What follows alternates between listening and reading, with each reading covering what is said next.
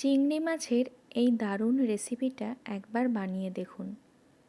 চিংড়ি মাছের মালাইকারি তো প্রায় সবাই খেয়েছেন, কিন্তু সব সময় তো আর নারকেল পাওয়া যায় না, তাই না?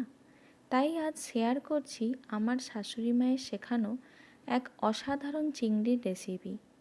খুব কম উপকরণে খুব কম সময়ে তৈরি হয়ে যাবে, আর স্বাদ হবে একেবারে দুর্দান্ত। প্রথমে চিংড়ি মাছ ভালো করে ধুয়ে নুন ও হলুদ মাখিয়ে 10 মিনিট রেখে দিন। এরপর কড়াইতে সর্ষের তেল গরম করে 3-4টে চেরা কাঁচা লঙ্কা দিন, আর দিন সামান্য কালো জিরে। এরপর আদা বাটা দিন। আদা বাটার মধ্যে সামান্য হলুদ দিয়ে দিন, দিয়ে সব কিছু ভালোভাবে নেড়ে নিন। তারপরে চিংড়ি মাছগুলো দিয়ে হালকা কষিয়ে নিতে হবে। এরপর টমেটো কুচি, লঙ্কার গুঁড়ো, হলুদ গুঁড়ো এবং স্বাদ মতো নুন দিয়ে আবারও ভালোভাবে চিংড়ি মাছগুলো কষাতে থাকুন। কষানোর সময় টমেটো যখন একদম গলে যাবে, মশলাগুলো ভালো করে কষানো হয়ে যাবে, তখন দিয়ে দিতে হবে পোস্ত বাটা। এই পোস্ত বাটাই কিন্তু এই রেসিপির আসল জাদু। পোস্ত বাটা দেওয়ার পর গ্রেভির স্বাদ একেবারে অন্য মাত্রায় চলে যায়।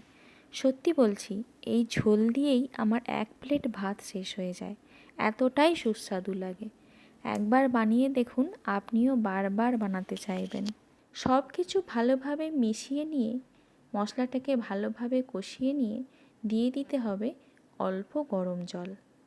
ঝোলটা একটু ফুটে এলে আর একটু ঘন হয়ে গেলে চুলাটা বন্ধ করে দিতে হবে, আর ওপরে ছড়িয়ে দিতে হবে সামান্য কাঁচা সর্ষের তেল। তবে এটা একদমই অপশনাল, সর্ষের তেল নাও দিতে পারেন। ব্যাস, তৈরি হয়ে গেল দারুণ স্বাদের চিংড়ি মাছের এই সহজ রেসিপি। একবার বানিয়ে দেখুন, আশা করি আপনাদেরও খুব ভালো লাগবে।